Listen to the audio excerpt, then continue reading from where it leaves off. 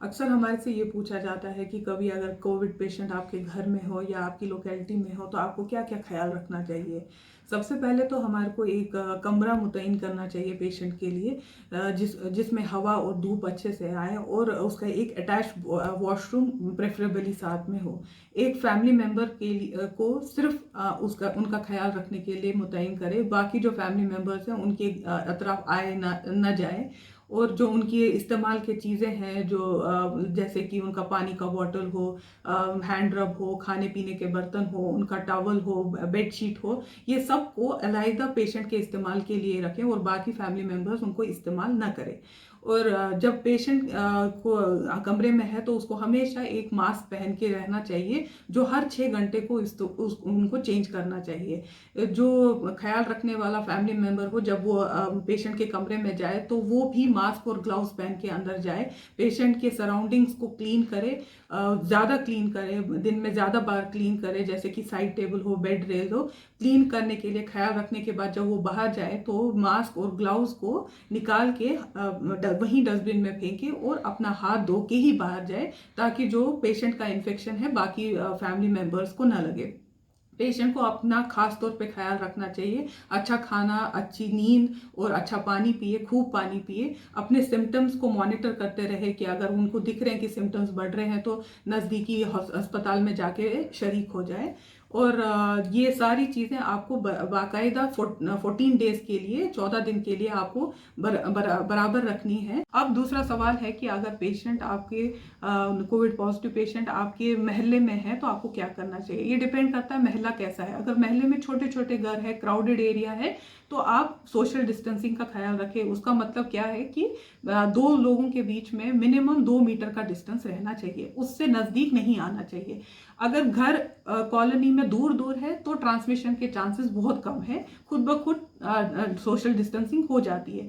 अगर आप एक अपार्टमेंट में रहते हैं तो आपको ये चीज़ का ख्याल रखना चाहिए कि अगर आपको शक है कि आपको किसी कोविड पॉजिटिव पेशेंट से आपका राब्ता हुआ है तो आपको अपने सिम्टम्स की मॉनिटरिंग करनी चाहिए। 5 दिन तक देखना है कि आपको कोई बुखार ना हो, सांस लेने में तकलीफ ना हो या खांसी ना हो। 5 दिन तक अगर आपको ये सारे कोविड सिम्टम्स नहीं है तो मोस्टली आप सेफ हैं। तो यही मॉनिटरिंग आप 14 दिन तक बरकरार रखें। 14 दिन के बाद अगर आपको इनमें से कोई भी सिम्टम नहीं है तो आप बिल्कुल सेफ है, परेशान होने की कोई ज़रूरत नहीं है।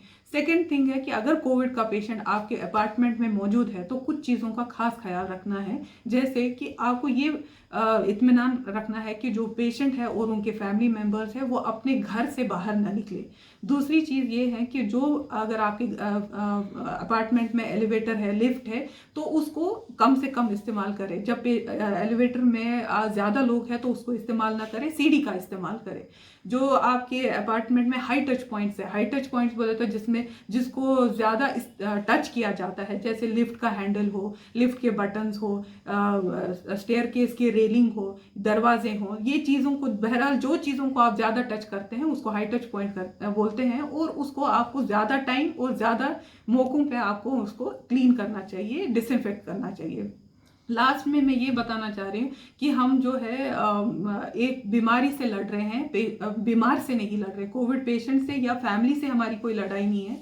तो आप मैक्सिमम सपोर्ट उनको, इमोशनल सपोर्ट देने की कोशिश करें। अगर वो ग्रॉसरीज के लिए बाहर नहीं जाना चाहते, नहीं जा सकते हैं, तो आपको हर तरीके से उनकी मदद करने की कोशिश करनी चाहिए। वो ग्रॉसरीज लाके उनके दरवाजे पे छोड़े या कोई किसी तरीके से आप उनकी मदद कर सके तो उनके लिए वो बहुत अहम होगा, क्योंकि वो ऑलरेडी एक बीमारी से लड़ रहे हैं, वो ऑलरेडी इमोशनली एग्जॉस्टेड है। तो किसी भी तरीके से आप उनकी कोशिश कर सकें। सोशल डिस्टेंसिंग अगर आप बरकरार रखिए तो आपको बिल्कुल हार्म नहीं होगा उनसे, उनके दरवाजे पे जाके छोड़ने से भी कोई हार्म नहीं होगा आपको।